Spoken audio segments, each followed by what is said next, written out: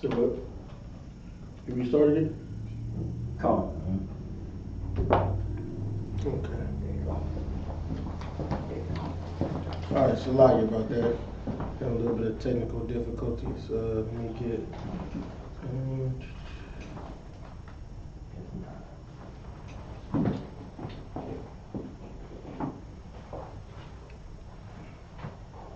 Joining conference now.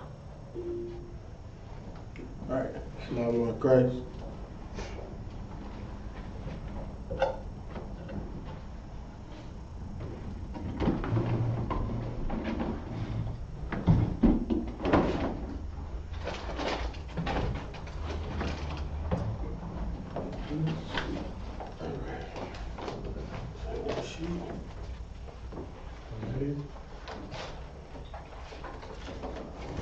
Alright, anybody on the conference call? Solomon Christ, I Triple Marshal, check it in. Shalom on Christ, huh?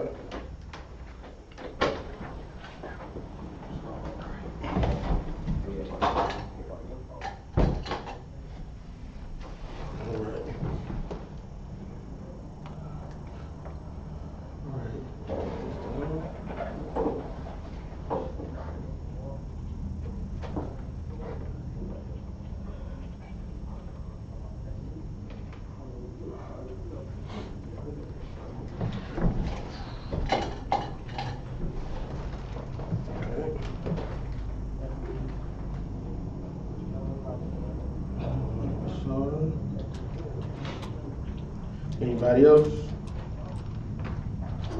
Lord Christ, y'all be there. Alright. Shalom on Christ. Alright. That's it. Alright. Let's get back to it. So, like I said, once again, this is Isupk out of 1 West 125th Street under Commander Junior Hunter. We're just a Monday night history class, and today is about the history of the Mayans, which are the brothers that's in Guatemala, that's native to Guatemala, down as Panama. They're like the Mayan Empire. All right. So let's get back into it. The Mayan Empire, centered in now the tropical lowlands of what is now Guatemala, reached the peak of its power and influence around the 6th century AD. The Maya excelled at agriculture, pottery, hieroglyph writing, calendar making, and mathematics, and left behind an astonishing amount of impressive architecture and symbolic artwork. Symbolic artwork, that's what we do. We're the best at doing our work. We're the most creative, right? We made the calendar, right? We made math, like those pyramids that they got. Where do you think the pyramids came from? The pyramids in Egypt, we built them, right? There's more pyramids in North and South America than it is in Egypt. But you only think about the pyramids in Egypt, right? You think you want to be, you'll think more about the ones we want to think more about the pyramids while we was in captivity. We want to celebrate those, but not the pyramids we made here, right? Let's get to it. Most of the great stone cities of the Maya were abandoned by 900 AD. However, since the 19th century, scholars have debated what may have been the cause of this dramatic decline. So they were growing really good. You know, like I said, they were good at agriculture. Like, we the ones that make cities. You know what I'm saying? We are the farmers. That's why in the Bible, you have a lot of the references and metaphors is farming metaphors, because that's what we were. We were the farmers, right? The Mayan civilization was one of the most dominant indigenous societies of Mesoamerica. This is a term used to describe Mexico and Central America before the 16th century Spanish conquest. So that's when the Spaniards came in to kill everybody, right? Unlike other scattered indigenous populations of Mesoamerica, the Maya were centered in one geographical block covering all of the Yucatan Peninsula and modern-day Guatemala, Belize, in parts of the Mexican state of Tabasco and Chiapas, in the western part of Honduras and El Salvador. This concentration showed that the Maya remained relatively secure from invasion by other Mesoamerican people. So the way they was able to keep themselves protected, because they was in a peninsula where nobody can get to them, right? You can't go and try to surround them because it's, in that line, that end of the part of, like in that area, it's hard to go around you because ain't nowhere to go but in the water. That's how the Spaniards ever came to take over, because when they came in and set up a bunch of,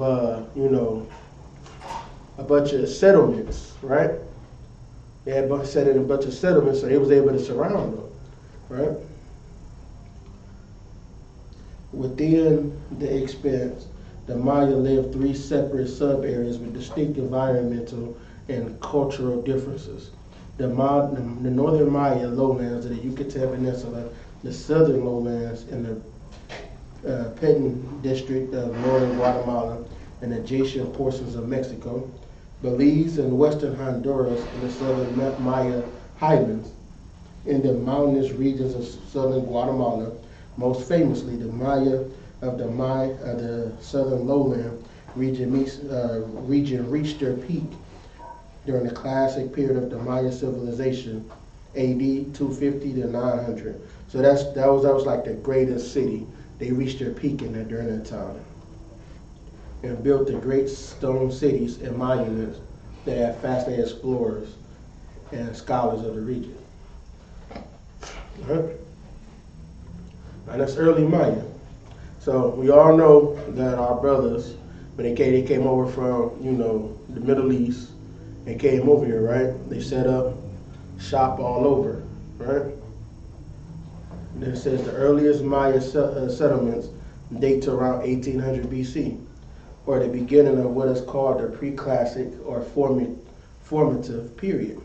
The earliest Maya were agricultural, growing crops such as corn, maize, beans, squash, and cassava during the middle pre-classic period, which lasts till about 300 BC.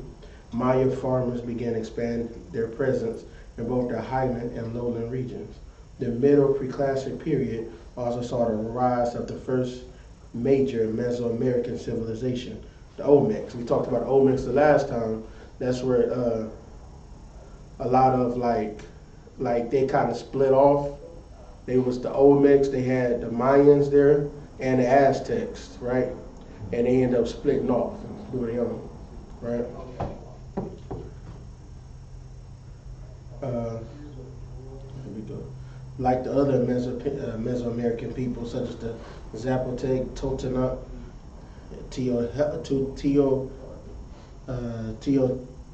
Teotihuacan, and Aztec, the Maya derived a number of religious and cultural traits, as well as their number system and their famous calendar from the Olmec.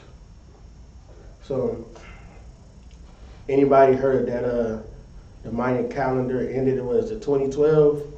Mm-hmm. So that's why everybody that's why you say it's their famous calendar that they have, right? Mm-hmm.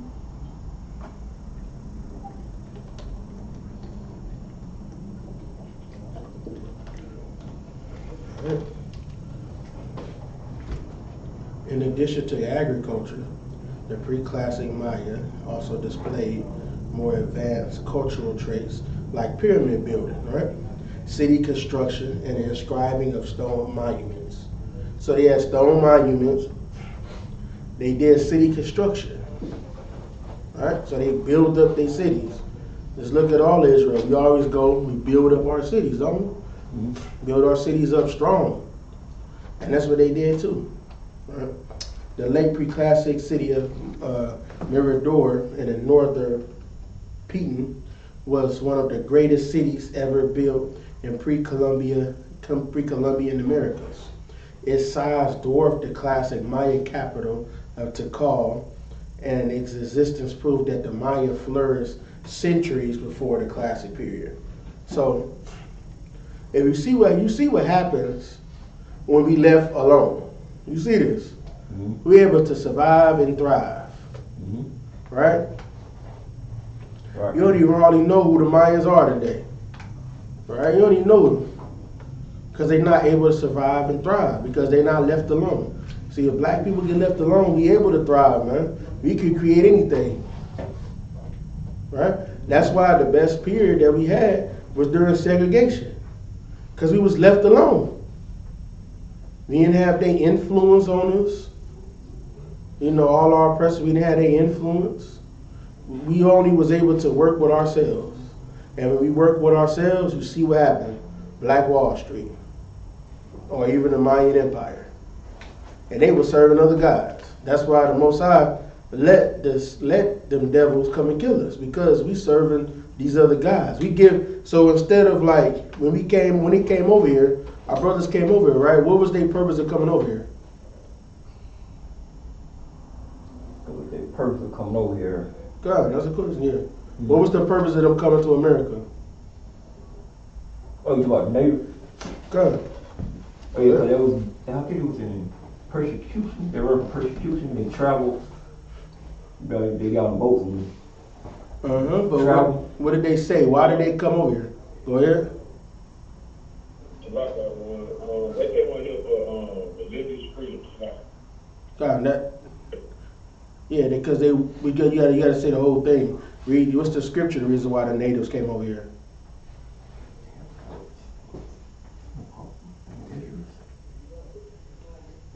I know the scripture, right?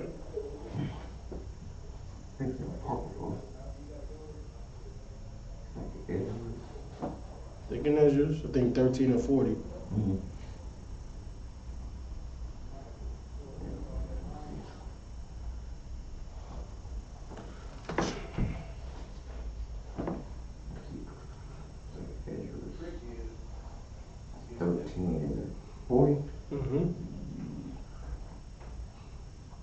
Yep.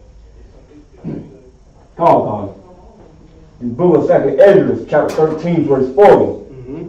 Those are the 10 tribes, which were carried away prisoners out of their own land in the time of Osiris, the king, whom Salasar, the king of Assyria, led away captive. And he carried them over the waters. And so they came into another land. Verse 41. But they took this counsel amongst themselves, that they would leave the multitude of the heathen. So they wanted to leave the multitude of the heathen. Because they got heathens on every border. Right? You got heathens. We got the Canaanites to the south, Moabite and Ammon. They on the east, along with the Arabs. They in like the southeast. Edomites is on the you got the Roman, you got some of them on the Greeks was at the north. The fake Jews was over there at the bottom left, the bottom west, the southwest corner in the mountains and the caves. It was all over us, man. We was surrounded by them. They wanted to leave the heathen, right? And go ahead. And go forth into a further country. They want to go to a further country, somewhere way away. Keep going. Where never mankind dwelt. No mankind has ever dwelt, right? Who dwelt there before the natives? Nobody, right? Keep going. Verse 42. That they might there keep their statutes. And what else? Which they never kept in their own land. They came over so they can keep their statutes that they never kept in their own land. So the purpose of them coming over here was to keep the law. Which, like I said, even in our wickedness, right? If we left alone, we can still flourish. Right? That just shows you. Like I said, the reason why they were able to come over and take us over is because we didn't have brotherhood no more. We got jealous of one another. The Mayans secretly hated the Aztecs. So that's Zebulun hating Isupk, right? And then they was able to, and so The oppressor, when he came over, he was able to come in and say, yo, you shouldn't take that from them, man. The same way they even do with our women. What they do with our women, right? Your women get mad at you one day, and you got an oppressor saying, man, you shouldn't take that. Right? They always go to our women. They always try to separate us. That's what makes them the devil on earth, man. Right. Let's look at what the snake did to Eve. He did that. He said, what he said? He told her, you're not learning this knowledge or whatever. You're not learning this because they don't want you to be a god. Right? And so she did it. And see, they were separating her from her husband and God. Separating her. See what I'm saying?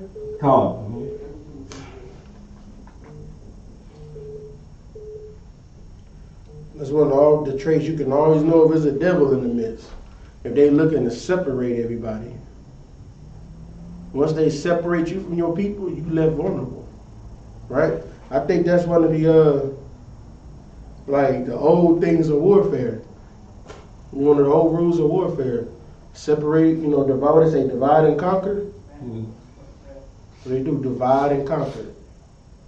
Because here's what happened.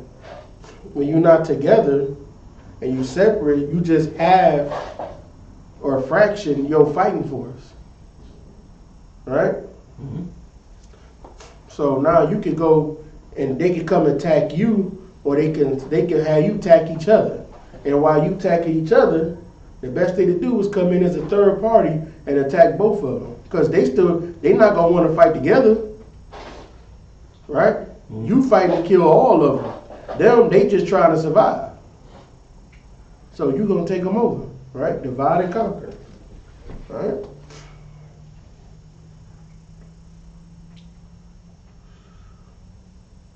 So during this classic period around 900, or it began like in 250 AD to 900 AD, right? Take the timing with a grain of salt, of course. Just roughly around that time. Man, they had 40 cities, man. At its peak, they said the Maya population could have gone from 2 million to 10 million people.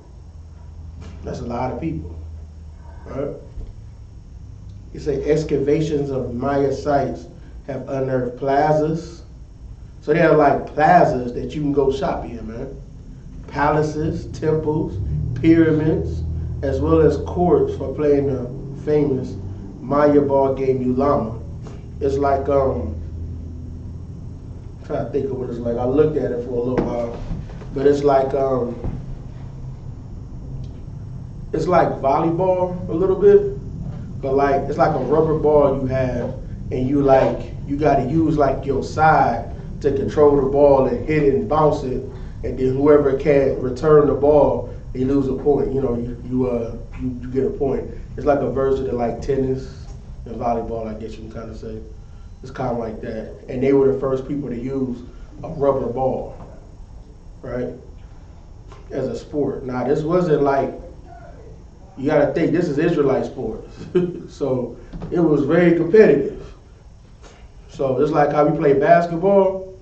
If you lose a game of basketball, it's like you about dead. Like they be shooting you because you lose. You be ready to fight. You know what I'm saying? That's just how the game was. So this game that they had, if you had a beef or whatever between you and another town or something, they would get their best players to play this game, and whoever didn't win actually got killed. So this was like how we did even with the dice, the Urim and the Thummim. So this is showing this is another game that we play, right? Let's see here. All ritually and politically significant to Maya culture. Mayan cities were surrounded and supported by a large population of farmers.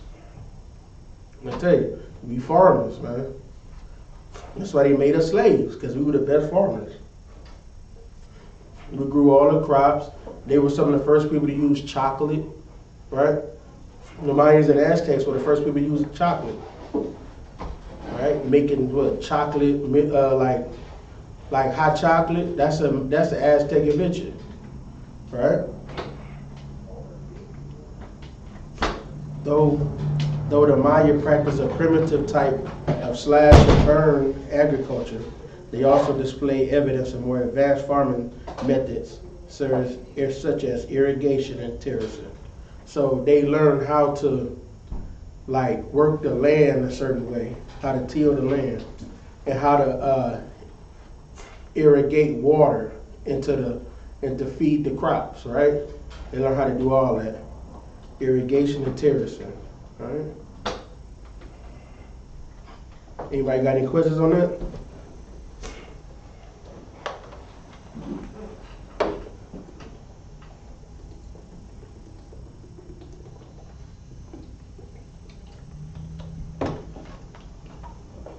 All right. The Maya were deeply religious. They worshiped various gods related to nature, including the gods of the sun, the moon, rain, and corn. Right? We came over to learn, to follow our own laws, statutes, and commandments. And we worshiping the god of corn. Right?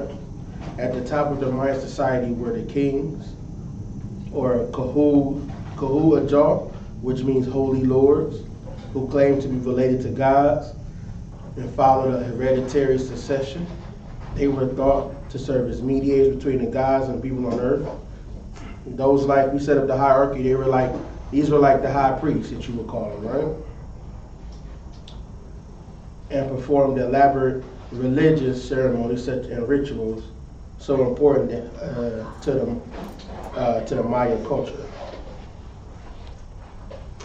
The classic Maya built many of their temples and palaces in a stepped pyramid shape, decorating with elaborate reliefs and inscriptions. These inscriptions have earned the Maya their reputation as the great artists of Mesoamerica. Guided by their religious ritual, the Maya also made significant advances in mathematics and astronomy, right? Including the use of the zero and the development of complex calendar systems like the calendar round, based on 365 days and later, the long calendar designed to last over 5,000 years. Serious exploration of classic Maya sites began in the 1830s. By the early to mid 20th century, a small portion of their system of hieroglyph writing had been deciphered, and more about their history and culture became known. Most of what historians know about the Maya come from what remains of their architecture and art, including stone carvings and inscriptions on their buildings and monuments. The Maya also made paper from tree bark and wrote in books made from this paper, known as codices. 4 of these codices were known to survive. They are also credited with some of the earliest use of chocolate and of rubber. So how we make tires with rubber and chocolate, they were known for having the earliest uses, right? Now this is their life. They lived in the rainforest, so life in the rainforest for them. One of the many intriguing things about the Maya was their ability to build a great civilization in a tropical rainforest climate. If anybody knows, that's a hard climate to grow anything in, because we usually grow stuff on farming land like plains and stuff like that, but to be in the rainforest is very hard to survive there, because it's like the weather changes are very severe. You can't grow anything over there in the rainforest because everything is being how do I put it? When you have like a flat farming land, they aren't competing with the trees for sunlight. You know what I'm saying? But if you have like a rainforest, all the plants that you try to grow would be suffocated out because the other bigger trees are taking up all of the nutrients off the ground, taking all of the light, all of the water, so you wouldn't be able to suffice and grow crops, right?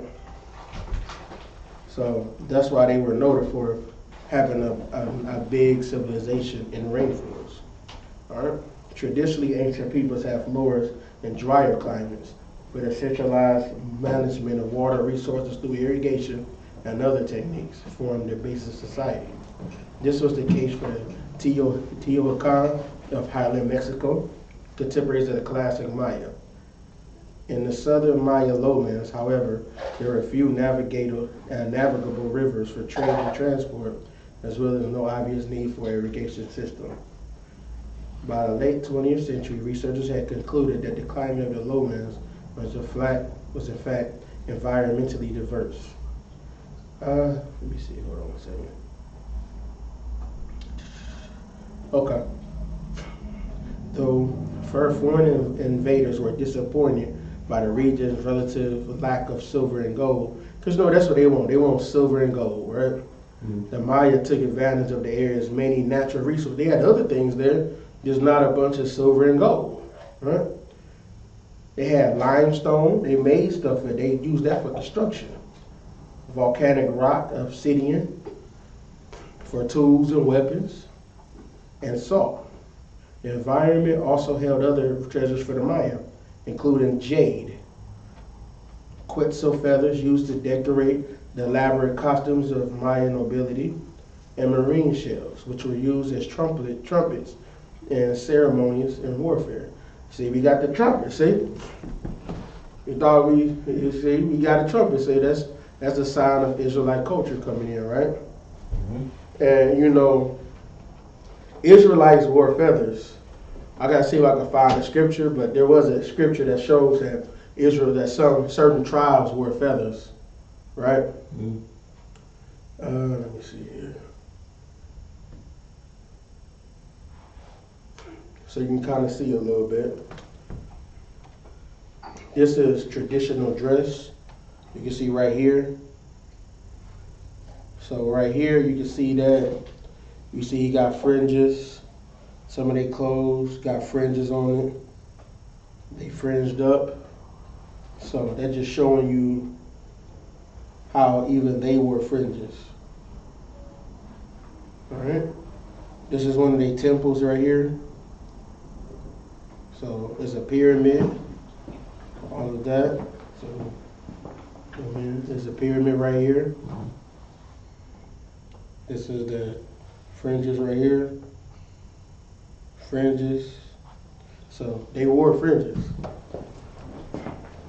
So that just goes to show you they kept part of the culture, right? Now, this is the mysterious decline of the Maya. They don't know what happened to them, but from the late 8th through the end of the 9th century, something unknown happened to shake the Maya civilization to its foundations. One by one, the classic cities in the southern lowlands were abandoned, and by 8900, Maya civilization in that city had collapsed. That region had collapsed. The reason for this mysterious decline is unknown, though scholars have developed several competing theories. Some believe that the 9th century, the Maya had exhausted the environment around them to the point it could no longer sustain a very large population. Other Maya scholars argue that constant warfare among competing city-states led to complicated military, family by marriage, and trade alliances for them to break down. So they said some of it was constant fighting between each other. Mm. So it's obvious some history in there. Israel always fight each other, right?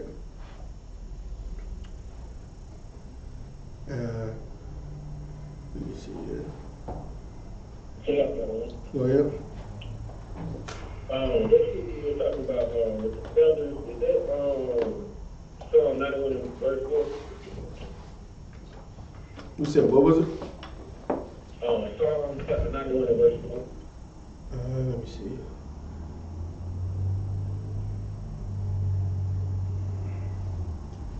That knows an Old Testament.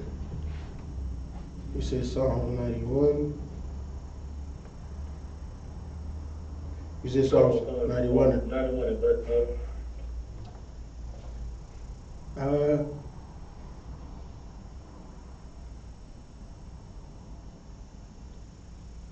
No, I don't think that was it. Let me see. I might have it in my notes. See if I got it still. Oh, I wrote it down, put it in here somewhere.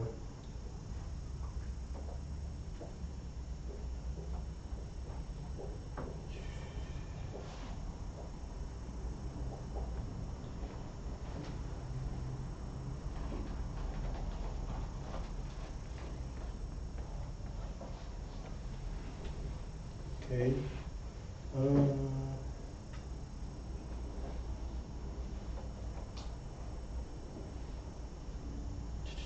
See if I can find it real quick.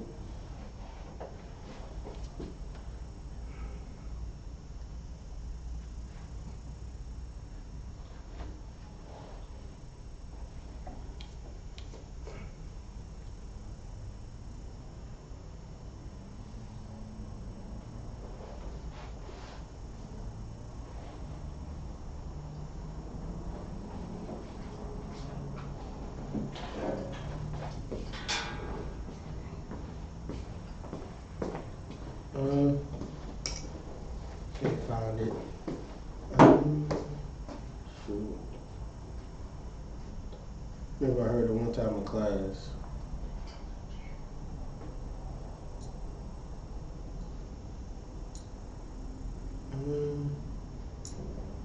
Okay, I don't see it.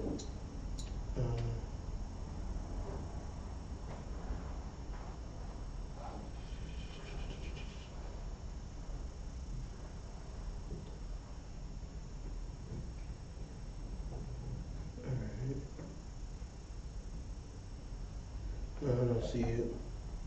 But like I said, in the Native Americans, he deal with feathers, and that is in the Bible somewhere. I just gotta see if I can find it somewhere at some point. Keep moving on. All right. Okay. So one of the laws they probably didn't follow was you only supposed to grow on the land for 6 years, and then the 7th year you're supposed to let it rest. So that's probably a law they didn't follow. That's probably led for overpopulation. They weren't able to feed everybody. They took all of the minerals out of the soil. So it could have been that, the war, and then they said probably some catastrophic environment change, like a long period of drought, something like that. So something got them out of here, right?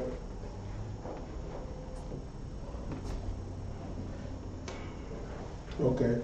All three of these factors, overpopulation, overuse of the land, endemic warfare, and drought may have played a part in the downfall of the Maya in the southern lowlands. In the highlands of the Yucatan, a few Maya cities such as Chichen Itza, Uxmal, and Mayapan continued to flourish in a post-classic period.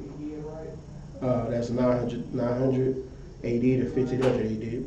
By the time the Spanish invaders arrived, however, most Maya were living in agricultural villages. The great cities buried under a layer of rainforest green. How they've been finding their monuments has been it's like a LiDAR, like a radar type of system, where they can find structures beneath the leaves of the rainforest. Because to go through the rainforest, it's like you got everything. There's snakes, it's real treacherous land to go into. You can't get saved by helicopters because there's like a brush over it. You can't even see, right? So you got to think of dense forest.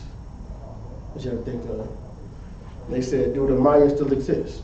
Descendants of the Mayans still live in Central America, in modern-day Belize, Guatemala, Honduras, El Salvador, and parts of Mexico. The majority of them live in Guatemala, which is home to the Tikal National Park, the site of the ruins of the ancient day city of Tikal. Roughly 40% of Guatemalans are Mayan descent. So that's telling you there's a lot of heathens in Guatemala, right? Any questions on that at all?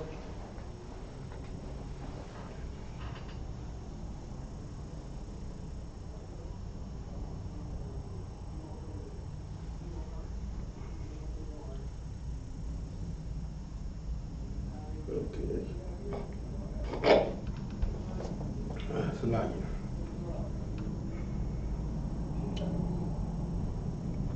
So, all right. This is Maya region before the conquest. The Maya had never been unified as a single empire. but by the time the Spanish arrived, Mayan civilization was thousands of years old and had already seen the rise and fall of great cities. Right? The first, probably we read through a lot of this. Okay, go right here. Background to the conquest.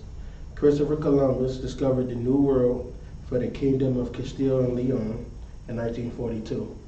Private adventurers thereafter entered into the contracts with the Spanish crown to conquer their newly discovered lands in return for tax revenues and the power to rule.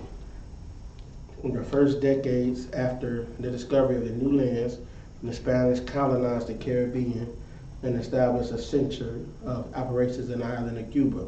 So after they came in, they put in their settlements. They took over Cuba, the Puerto Ricans, they took all of them over first, and then started building their way westward, right? Because then, like, once, the British, once certain people come, everybody else started coming. The Portuguese came, all of Europe started trying to come over to the Americas to take over the rule, all right? So, yeah. In the first decades after the discovery of the new lands, the Spanish colonized the Caribbean and established a new century. Oh yeah, I already said that. By August 1521, the Aztec capital of Tenochtitlan had fallen to the Spanish. Within 3 years of the fall of Tenochtitlan, the Spanish had conquered a large part of Mexico, extending as far as south as the Isthmus of Tehuantepec. The newly conquered territory became New Spain, headed by a viceroy who answered to the King of Spain via the Council of the Indies. So they used even the Bible, they had the councils, right? The Council of the Indies. So they were trying to get together and take over this whole new land. Because like I said, before they took over the islands and all of that, before they ventured into North and South America. So it was the islands, then it was Mexico area, then they started going north and south. All right. The conquistadors were all volunteers. See, just like today, you got people over here that want to go fight in the Ukraine, go fight with them. They all volunteers. They love fighting. They love killing people. That's what they want to do. They all volunteer. The majority of them did not receive a fixed salary, but instead a portion of the spoils of victory in the form of precious metals, land grants, and a provision of active labor, or native labor. So they were given slaves, man. They was given slaves. That's how they paid. We said, okay, we can't give you nothing, but you get precious metals. You're going to get some gold and some silver. You know what I mean? You're going to get some slaves for you. And some land. So all of the land that, they were talking about, like, black people not owning anything, all the land that these devils got was given to them. They just giving out millions of acres of land. They come kill people, and then they was telling people to come in and settle on this land, and they were just giving it away, giving it away, giving it away. Right? But you gotta pay, what, 30% interest, right? To try to get that same land, you end up paying 3 times the cost of it, but they just giving the land away. All right? Their weaponry, strategies, and tactics. The conquistadors were all, it was all volunteer. Many of the Spanish were already experienced soldiers who had previously campaigned in Europe. In addition to Spaniards, the invasion force probably included dozens of armed African slaves and freemen, right? So they had us, because after we was ruling in Europe, they came and took over. They came and made us slaves, right? You want to say African slaves? That's not true. They was not Africans, right? They was black people. They called some Americans, right? And freemen. So the political fragmented state of the Yucatan Peninsula at the time of conquest hindered the Spanish invasion. Since there was no central political authority to be overthrown, however, the Spanish exploited this fragmentation. See what it says? They exploited the fragmentation by taking advantage of pre-existing rivalries between polities, right? So they seen that they were not together. As soon as they see that you're not together, they make use of that. They try to divide you and make you hate each other, right? Make you start killing each other. They ain't gotta even fight you. All right. But at first, because it was hard for them to try to overthrow the Mayan Empire, because they were set up like how it was in the time of judges. They had judges on every place, right? So it was hard to take them over because it wasn't a centralized government. So they just made each other fight each other. Well, you know, them Crips over there, them Crips over there, they don't like you, man. They got them fighting each other, right? It's like they do to us, like they do to everybody. You see here? Among Mesoamerican peoples, the capture of prisoners was a priority, while the Spanish were taking prisoners as a hindrance to outright victory. So they wasn't taking no prisoners. Our brothers, they were just trying to capture them. They weren't trying to kill everybody, right? No, our oppressor, they was trying to kill everybody. That was a hindrance to victory to make them to capture them. They wanted to kill, right? The Spanish engaged in a strategy of concentrating native populations in newly founded colonial towns, or reducciones, also known as congregations. So, a congregaciones, they say it in Spanish, but they may put them in congregations of people. So, but they had them in new towns that they would make, and they would put them in there, right? In new towns. Native resistance to the nucleated settlements took the form of the flight of the indigenous inhabitants into inaccessible regions such as the forests, or by joining neighboring Maya groups that had not submitted to the Spanish. Those that remained behind the reducciones often fell victim to contagious diseases. The coastal congregations. The coastal congregations, while convenient for Spanish administration, were also vulnerable to pirate attacks.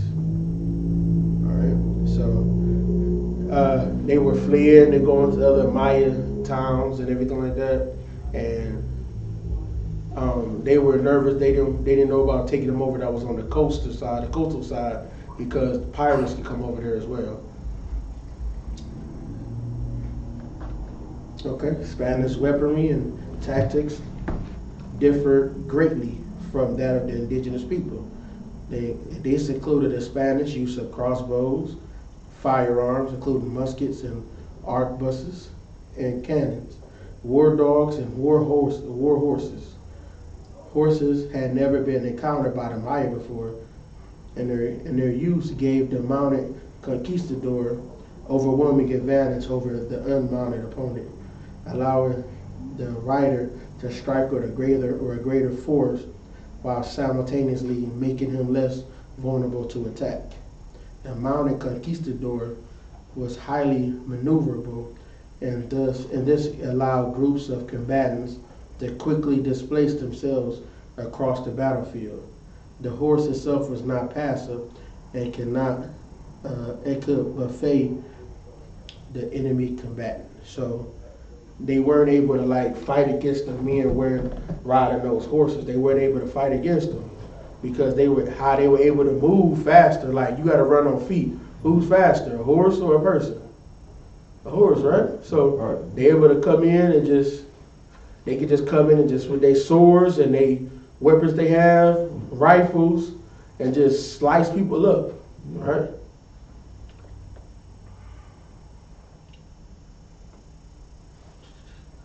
Their crossbows and early firearms were unwieldy and deteriorated rapidly in the field, and after becoming unstable. After a few weeks of campaigning due to the effects of the climate, the Mayans lacked key elements of old world technology, such as the use of iron and steel and functional wheels. The use of steel swords was perhaps the greatest technological advantage held by the Spanish. Although the deployment of cavalry helped them to rout indigenous armies on occasion, the Spanish were sufficiently impressed by the quilted cotton armor of the Maya enemies that they adopted it in presence in their own steel armor. The conquistadors supplied a more effective military organization and strategic awareness than their opponents, allowing them to deploy troops and supplies in a way that increased the Spanish advantage. Right? It's like you. So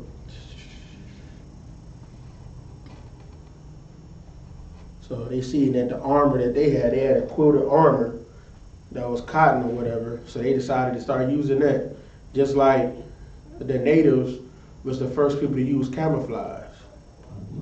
Right? They do like, the army fatigues. Mm-hmm. They used to camouflage themselves. That's where they get it from.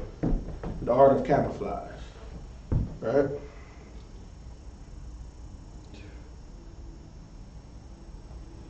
The 16th century Spanish conquistadors were armed with one- and two-handed broadswords, lances, pikes, rapiers, and all just weapons, man.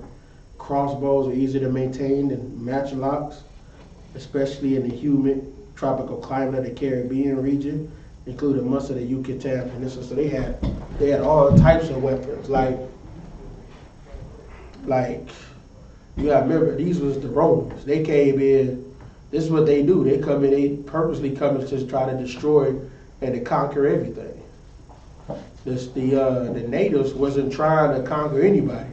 They just had a little beef, so they wanted to fight. Hell, they had a game they played instead. They had a game they were playing. They was trying to play a game against each other. Right? They had issues. Go ahead. Go ahead.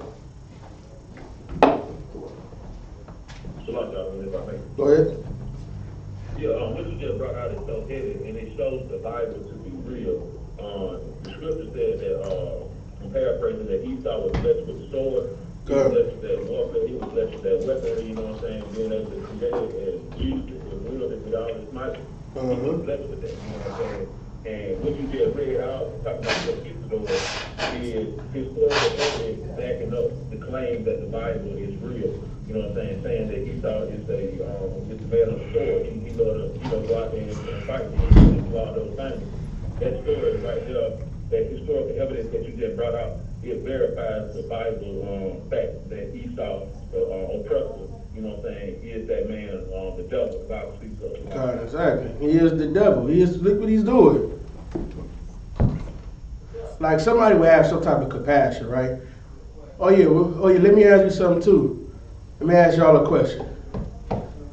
Ask y'all a very important question. All right? What religion did they serve? Go ahead. All of them. All of the oppressors. What was their religion at this time? So like y'all, the form of Christianity called Catholicism, they were Catholics. Exactly. Catholics, Protestants, all Christians, right? And this is their religion. So you wonder how if you can't be a Christian and love black people, you can't. Right. You can't love black and Hispanics and be a Christian or a Catholic. You can't, because look at what it's doing. They believe, they did this destruction. It was something they used called manifest destiny. Manifest destiny means, what they said was, if you're not a Christian, I have the right to take your stuff, take your land and make you a slave and force you to become a Christian. That's what manifest destiny means, right? I have the right to do that. This is my manifest destiny. All right. That's got to go to. I'm gonna see if I can get that old to record. Let's see here. In Guatemala, the Spanish routinely fielded indigenous allies. So then they got other it's like they got other brothers to fight each other. They rounded them up, helped them give them a fight. Then the Hoover were brought from the recently conquered Mexico. Later they also included the Maya. It is estimated that for every Spaniard on the field of battle, there were at least 10 native auxiliaries. So they weren't even fighting. They had their brothers fighting each other. They forced them to fight one another, man. Y'all see this? They forced them to fight one another. They didn't even want to fight. So now they didn't care if you died or not. So that just destroys you on both ends. Right? Go ahead. So like they're so heavy that you bring that out, you know what I'm saying? That also furthers the point of reincarnation as well, because the same thing that the oppressor was doing then, he's doing it now. He's still causing our people to fight against each other, you know what I'm saying? There ain't nothing new up under the sun, so like Exactly, there's nothing new. He got us fighting each other. And what did the Most High say? He said, since you gonna do this, I'm gonna make you serve them. You gonna hate each other. You gonna be not brothers to one another. So I'm gonna make you serve them. Right? Wonder if I can find that scripture again that I was reading the other day. It was heavy, man.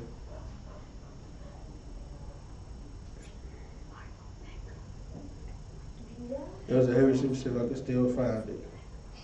Man, I wish I could find that. Ooh, it was part on there. Let me see if I can find it real quick.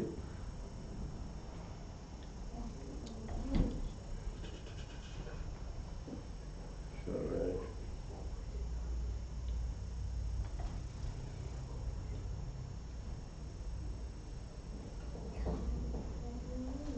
See if I can find it. Alright, let me keep reading this. Alright. It is, they had 10 of them, man. For every one oppressor, they had 10 brothers fighting each other. Sometimes there was as many as 30 indigenous warriors for every Spaniard. And the participation of these Mesoamerican allies was decisive. So they allied with them, and they did it. They was like just happy to destroy each other, man. Let me see here. Let me see if I can find it real quick.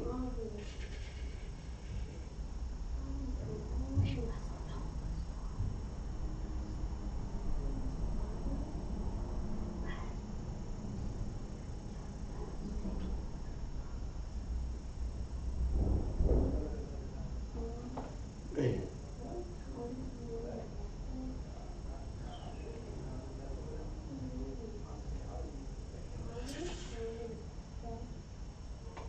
All right.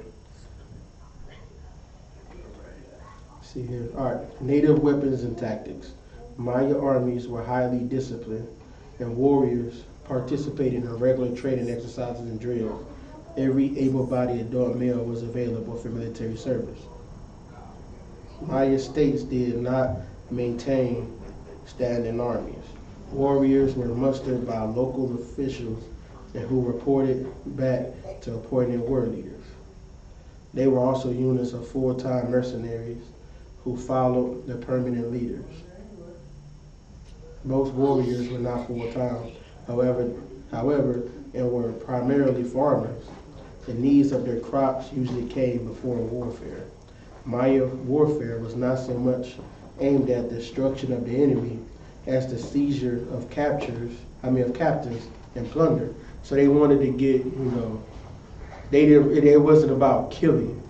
It was about taking them captive, bringing them into your place. Because they brothers, man. At the end of the day, they brothers. They ain't trying to kill each other. That's not their goal. They don't look at each other as somebody different. Right? And they just wanted that. They just like anybody else knowing you and your brother fight, You know, he just, you know, you wanted his bag of Skittles, so they fighting over it. That's all it is. Right? Let's see here. Maya warriors enter battle against the Spanish with flint-tipped spears, bows and arrows and stones. They wore padded cotton armor to protect themselves. The Spanish described the weapons of the war of the Pen Maya as bows and arrows, fire-sharpened poles, flint-headed spears, and two-handed swords crafted from strong wood with the blade fashioned from inset obsidian. Similar to the Aztec, Maya warriors wore body armor in the form of quilted cotton that had been soaked in salt water to toughen it. The resulting armor compared favorably to the steel armor worn by the Spanish. Warriors wore wooden or animal hide shields decorated with feathers and animal skins. The Maya had historically employed ambush and raiding as their preferred tactic, and its employment against the Spanish proved troublesome for the Europeans. What do you call that? That's guerrilla warfare. We invented guerrilla warfare. You go to the Bible and see guerrilla warfare all throughout the scriptures. You can see it all day long. David used it. I think Joshua used it. Right? We use guerrilla warfare against everybody. And that's how we won our battles, right? And so they were doing the same thing. Because, you know, we ain't the highest number of people. We're not the highest in number. So we use a lot of tactics like that, right? So, time of 836. Impact of old world diseases. Epidemics incidentally introduced by the Spanish concluded smallpox, measles, and influenza. These diseases, together with typhus and yellow fever, had a major impact on Maya populations. The old world diseases brought by the Spanish and against the indigenous New World peoples had no resistance, were a deciding factor in the conquest. They decimated populations before battles were even fought. It is estimated that 90% of the indigenous population had been eliminated by disease within the first century of European contact. A single soldier arriving in Mexico in 1520 was carrying smallpox and initiated the devastating plagues that swept through the native populations of the Americas. Modern estimates of native population decline vary from 75 to 90% mortality. Maya written history suggests that smallpox was rapidly transmitted through the Maya area the same year that it arrived in Central America.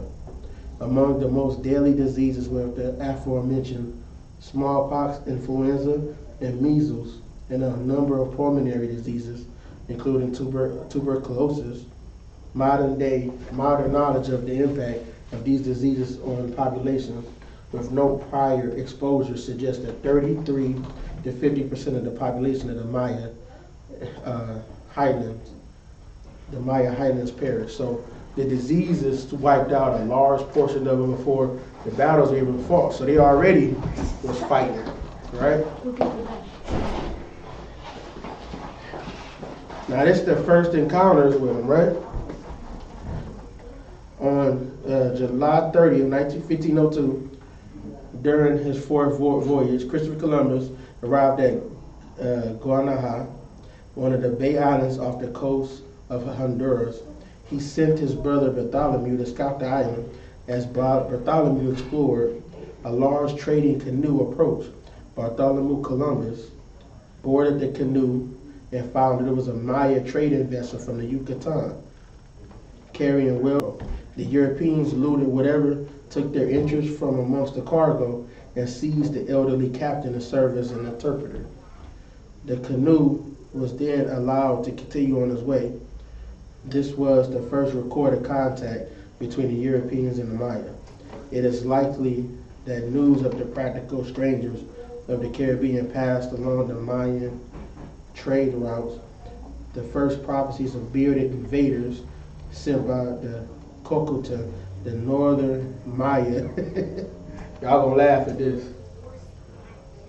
They said the first prophecies of bearded invaders sent by Cocotan, the northern Maya feathered serpent god.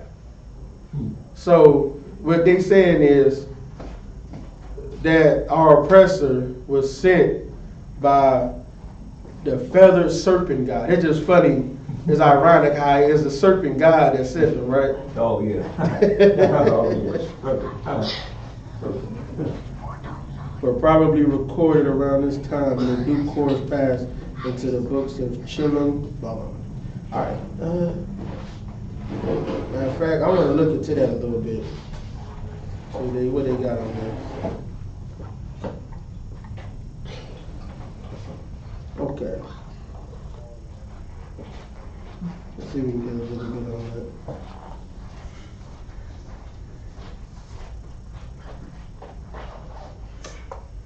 Okay. So yeah, that's what it was. It was a feather snake. They had a guy, they said, hey, this person, he sent them. This snake sent it to him, right? Because like, they're not, you know how false religions come about, right? Y'all do know how that happens, right? Y'all get that, right? Y'all know how that happens? I told y'all before. Okay. Let me put it like this, all right? Everybody knew of the Bible, okay? Every nation.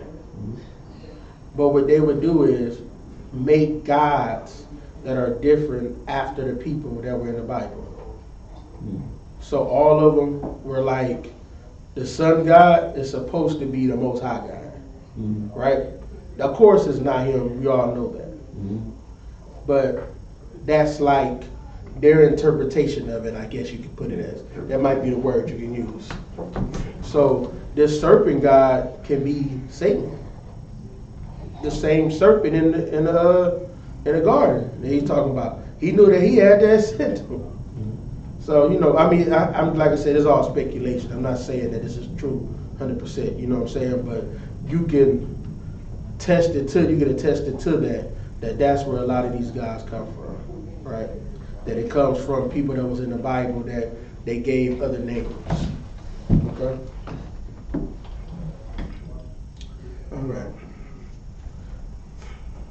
Okay. Now, there was a Spanish boat that came somewhere to Jamaica. There were just 20 survivors from this wreck that happened, right?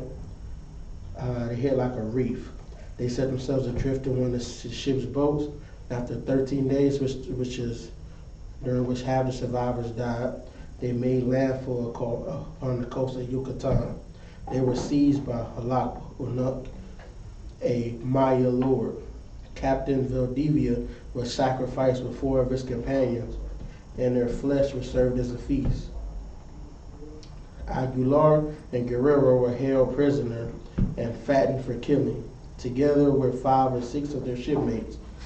Aguilar and Guerrero managed to escape their captors and fled to a neighboring lord, who took them prisoner and kept them as slaves. After a time, Gonzalo Guerrero was passed as a slave to the lord Nachin Can Chutamon.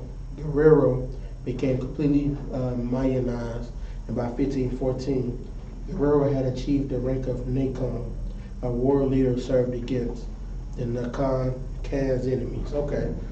Now, if I remember correctly, them saying that they eating people was false. They said that they were cannibals. I heard that was false. Through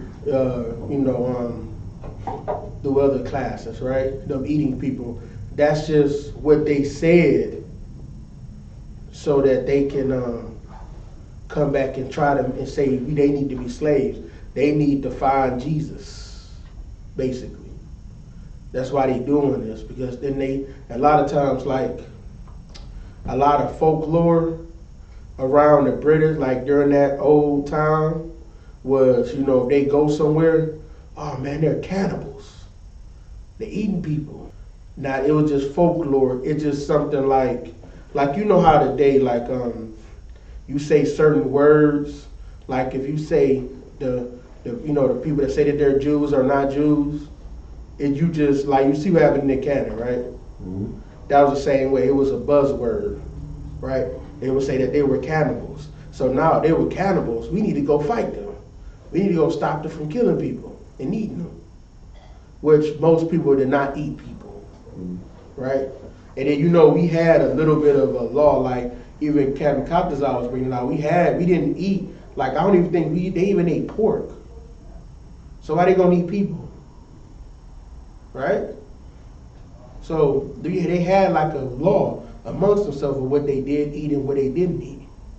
So now they want to say they eat people. So, like I said, a lot of that is a lie. It's lies. So, all right.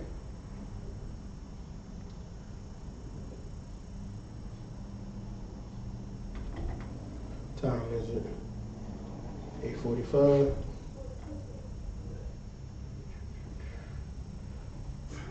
Okay.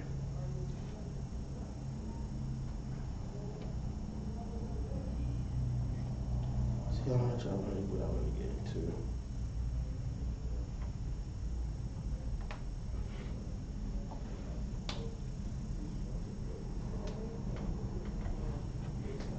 Man, it just conquest of everything, man.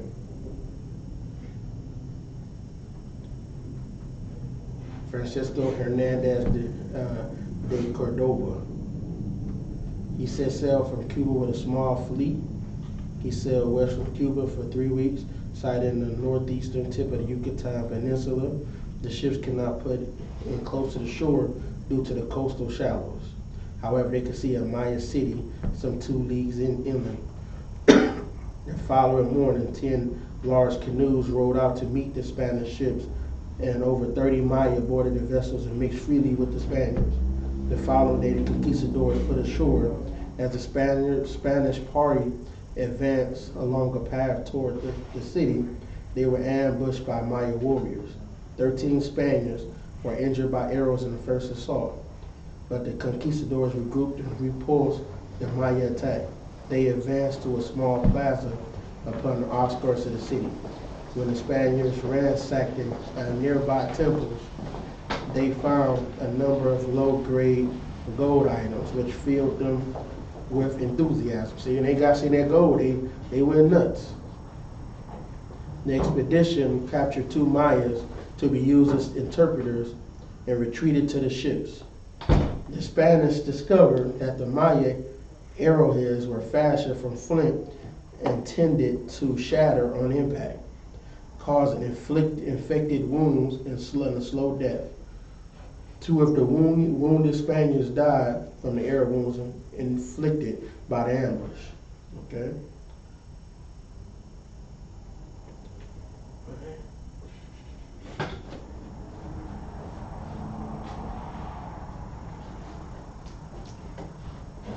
So they went to go fight some more, and then what ended up happening is they ended up, this bastard here, he died from his wounds because when he said that those spear tips, they would break apart and they would cause you to get infected wounds and die, right?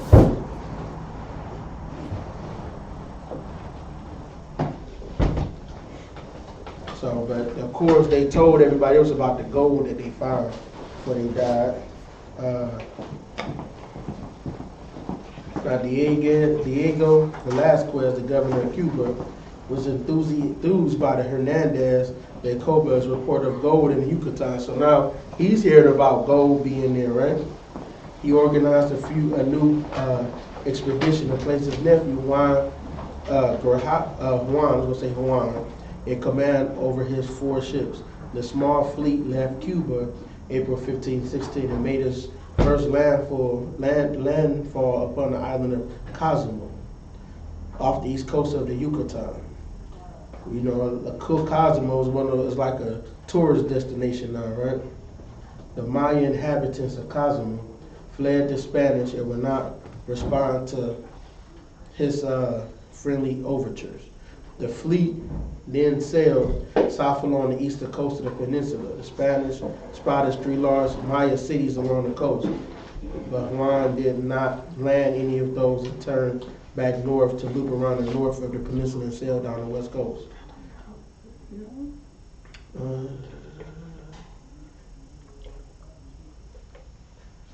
right. Get out of my face. Let's see here.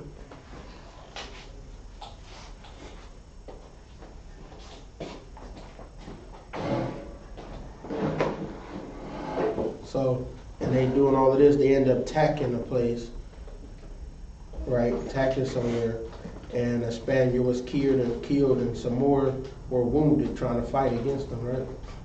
Now here's this bastard, Hernan Cortez. So, the guy Juan has returned aroused great interest in Cuba, and Yucatan was believed to be a land of riches waiting to be plundered. A new expedition was organized with a fleet of 11 ships carrying 500 men and some horses. Hernan Cortez was placed in command, and his new included officers that would become famous conquistadors. Right, they named them here. Also aboard were Francisco de Montijo and Bernal Diaz del Castillo, veterans of Juan's expedition. The fleet made its first landfall in Cozumel. Maya temples were cast down, and a Christian cross was put up on them. There you go. So now they put down their temples and they put up a Christian cross, right?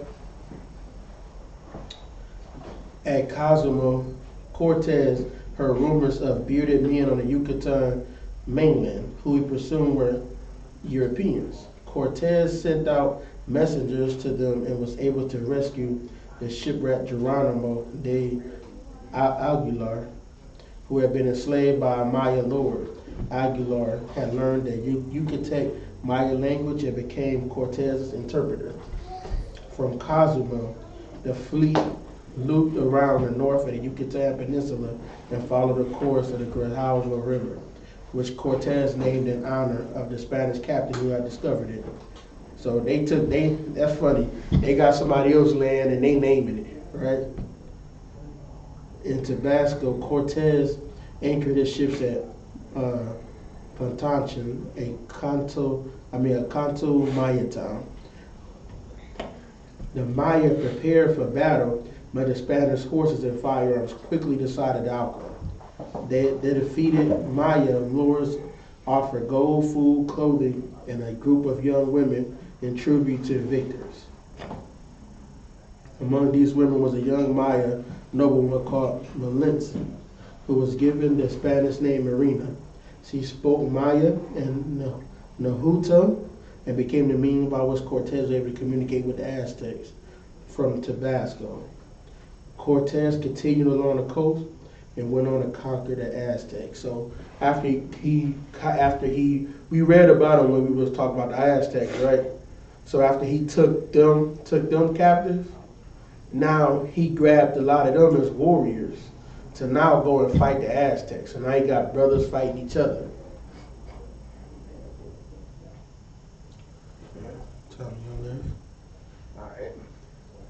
Preparations for the conquest of the highlands. After the Aztec capital, Tenochtitlan, fell to the Spanish in 1521, the person that was like in a Mayan, the one that was ruling, sent envoys to Hernan Cortez to declare their allegiance to the new ruler of Mexico. And and the Quiche Maya, may also have sent a delegation. In 1522, Cortez sent Mexican allies. In 1522, Cortez sent Mexican allies to scout the Soconusco region of the lowland Chiapas, where they met new delegations from Lexington, and these names is crazy. So both of the powerful Highland Mayan kingdoms declared their loyalty to the King of Spain. So basically, they all got together, the kings declared loyalty to the King of Spain. But Cortez allies in Sucanusco soon informed him that the Quiche and the Cacique were not loyal and were harassing Spain's allies in the region. Cortez dispatched Pedro de Alvarado with 180 cavalry, 300 infantry, four cannons, and thousands of allied warriors from central Mexico. They arrived in Sucanusco in 1523. So you see what they're doing. Like, if you know anything about like military, what they do, they have a branch of the military special forces that basically what they do is they go in, they know the language, they get these people and they teach them a little bit of fighting techniques, right? A little bit of warfare. They teach them guerrilla warfare. That's what they do now in modern society. They'll teach them guerrilla warfare and then let them go fight and lead the fight to try to kill another tribe or another country or whatever the case is. They train them to go fight for them. And so now they don't have to do the fighting. They let them kill each other. And because they allies to them, now they're going to still, do the bidding of America. Same way it was then. This is part of their techniques they always been using.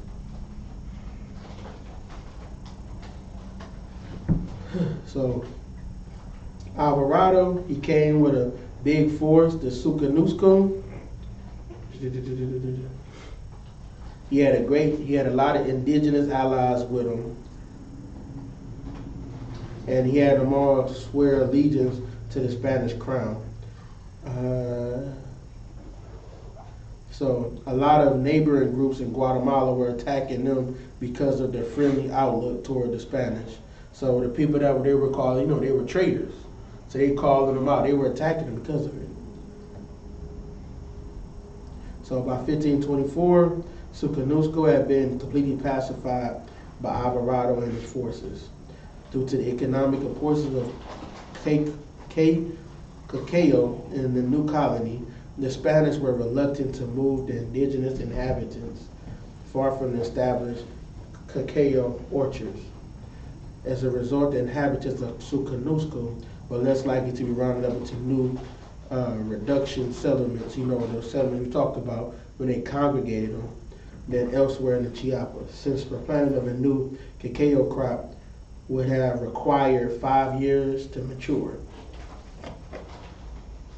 So this colony, they made exception. It was like a plant that they needed to grow, that they were selling out for different trade and giving it back, giving it back to Spain and all these countries. They didn't want to move this particular tribe out of that area because it takes 5 years for that plant to mature enough to have fruit. So they didn't want to take the time. So they said, okay, y'all stay here. All right. Boy, this is just all destruction, man. This is sad.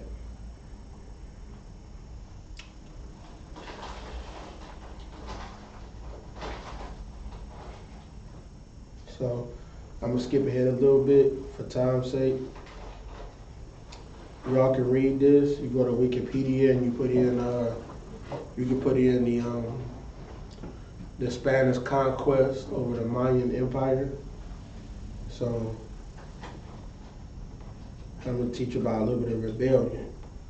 Pedro de Alvarado rapidly began to demand gold and tribute from the Caciques, souring the friendship between the two peoples. And those people that abandoned their city and fled to the forests and hills in August 1524. 10 days later, the Spanish declared war on them. The Spanish founded a new town in nearby Tecpan, Guatemala, abandoned in 1527 because of the continuous attacks. They moved to the Amalanga Valley to the east, refounded their capital, Ciudad Vieja. The Cacique kept up resistance against the Spanish for a number of years, But on the 9th of May, 1530, exhausted by warfare, the two kings of the most important clans returned from the wilds. A day later, they were joined by many nobles and their families and many more people. They then surrendered at the new Spanish capital of Ciudad Vieja. The former inhabitants of Munchi were dispersed. Some were moved to Taclan, the rest to Solola and other towns around Lake Atitlan. All right, so that was the rebellion. They got tired of fighting, so they ended up surrendering to the Spanish. So, because they were coming in like, while they were fighting, they were getting destroyed on all fronts, right? They had brothers attacking each other, right? They had diseases, right? They had diseases coming against each other, right? They had, and they had a continual influx of new oppressors coming in with more weapons, more guns, more horses, and they getting them with all them diseases, man. So they getting attacked on all fronts. So they just surrendered, right?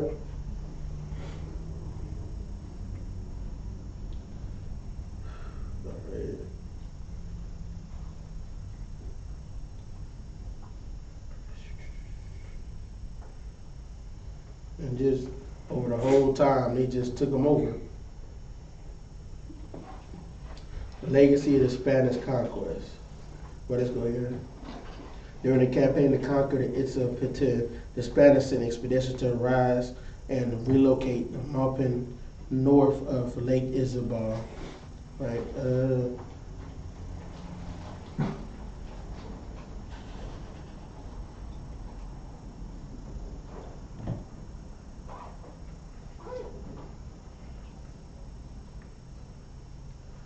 Okay, so there was a drastic depopulation of a lot of the Mayans, and they were all sold into slavery.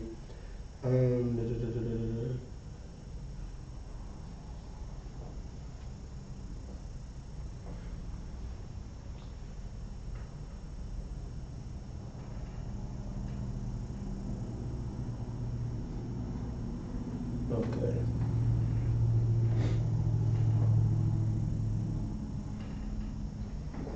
Of course, you know, Catholic priests came in, started making them into Catholics, of course, teach them their religion. So, and all of the other ones that survived, and all these different tribes, they started settling in the different colonized towns, right? Legacy of the Spanish conquest.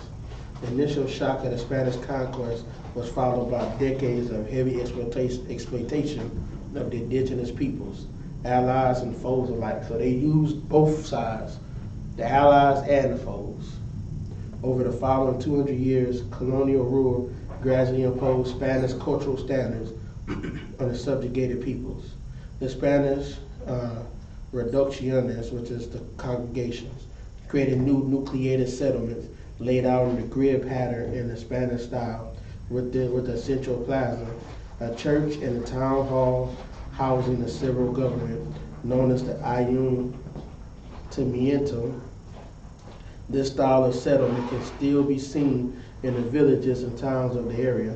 The introduction of Catholicism was the main vehicle for cultural change. That was the main thing that they pushed to change their culture, right? And it resulted in religious syncretism. So now, if they all believe in the same religion, they all gonna be synced. They gonna be together. So that's why they forced everybody to become Catholic, because who do Catholics love? Who they got? You got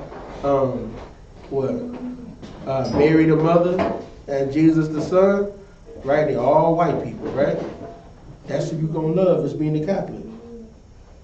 Old world cultural elements came to be thoroughly adopted by Maya groups. The greatest change was the replacement of the pre-Columbian economic order by European technology and livestock. This included the introduction of iron and steel tools to replace Neolithic tools and of cattle, pigs, and chickens. New crops were also introduced. However, sugarcane and coffee led to plantations that were economically exploited native labor. Some indigenous elites, such as the Kakiko noble family, did manage to maintain a level of status into the colonial period. Those your token Negroes, they give a little bit of status and money to them, right? So they say you can make it too if you follow everything we tell you to do. You can be like them, right? And they use them to squelch the people. They squelch rebellions, right? You gotta let one succeed. During the second half of the 18th century, adult male Indians were heavily taxed. Heavily taxed. So now they getting taxed more than the Spaniards, and they're not the ones making the money. Right? It's like with black people, you get the highest interest rates. Right? Yep. After being forced into debt peonage, which means it forced you to be in debt. So now you can't get up higher. I was talking to a brother earlier today. He was saying that black people are marginalized, that they keep like business loans and loans for you to get more, do stuff with money. They keep it to like certain area codes. So if you don't live in a certain area code, a certain median of wealth, you can't do the stuff in business. There's even something called an accredited investor. You ever heard that before? An accredited investor. In order to be accredited investor, you have to have somewhere like $200,000 to $250,000 that you make annually, and as a single, I think like $250,000 to $300,000 as a couple. You have to have that. No. You have to have a certain amount of liquid assets, and then now you become an accredited investor. So now you get to get into investments that nobody else can get into. Only the wealthy can get into. So we all know that the wealthy play a whole different game when it comes to money than poor people do. They get access to things that poor people don't. I even heard Kevin Hart say it. He said every time he gets the next level of wealth, he said devils, they open up another layer of something that he never knew it was even possible. He said it all the time, right?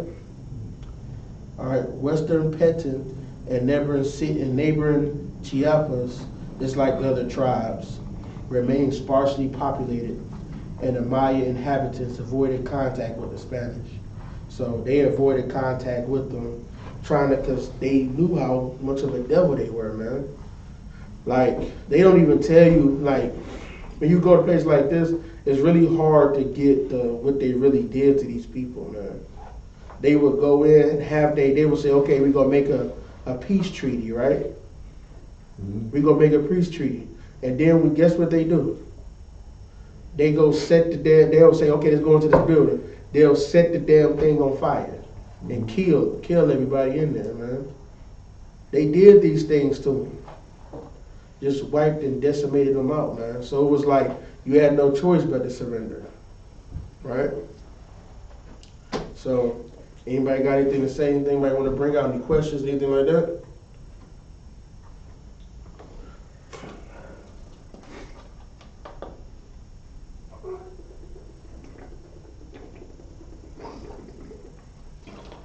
All right, going once, going twice. All right, with that, pass the class over. Police officer, Napaska Yai.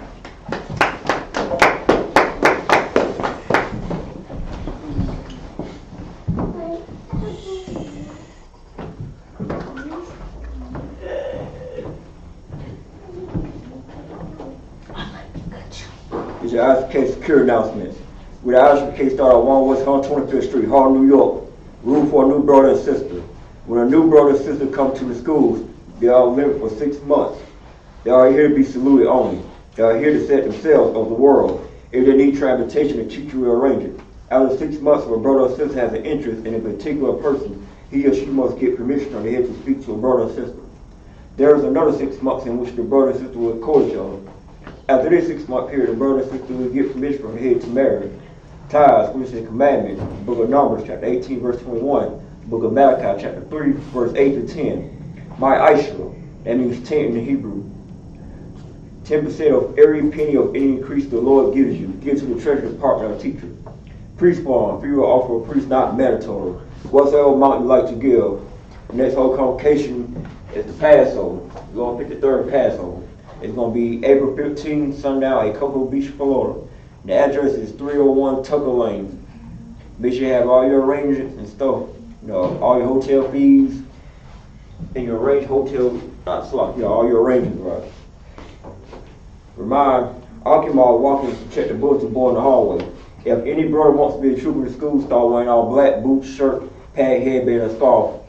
And make sure you Google the address every time you get to school. Use any GPS you like to use. The address is 3353 Glenwood Road, Decatur, Georgia. Help build the algorithms to get people into school. I heard that. Been in there, a Bible.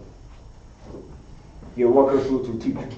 Been in Israel, a Mayans Isupk, a Mayans, Barak, Yahweh Hashem Yahshua Barakatah. Yahweh Hashem Yahshua Barakatah. Y'all on top, hands down, sorry. Turn to the sister, stand. Give one curse salute to the sister in the class. Ben Israel, a Mayans Isupk, a Mayans, Barak, Yahweh Shamar Al-Dan B'Hashem Yahushua. Yahweh Shamar Alathan Bahashem Yahushai. Y'all on top, hands down, class dismissed.